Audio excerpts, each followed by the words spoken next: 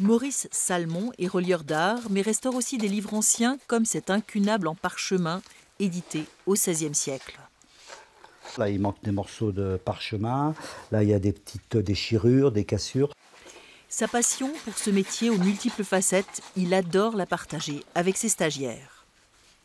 Pour moi, la transmission est très importante, justement pour faire en sorte que nos métiers ne disparaissent pas comme ça du jour au lendemain. On ne sait pas comment, alors qu'il y a du travail, notamment en restauration.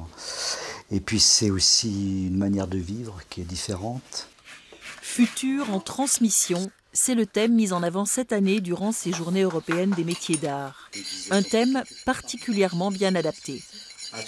Même la restauration, c'est aussi ça, c'est transmettre les choses au futur. Et donc la formation, ça en fait partie. C'est ça qui est vraiment enrichissant de voir chacun comment est-ce qu'il l'applique concrètement et comment au fur et à mesure des années, ils ont développé des techniques en fonction de ce qu'ils ont rencontré, de leur expérience.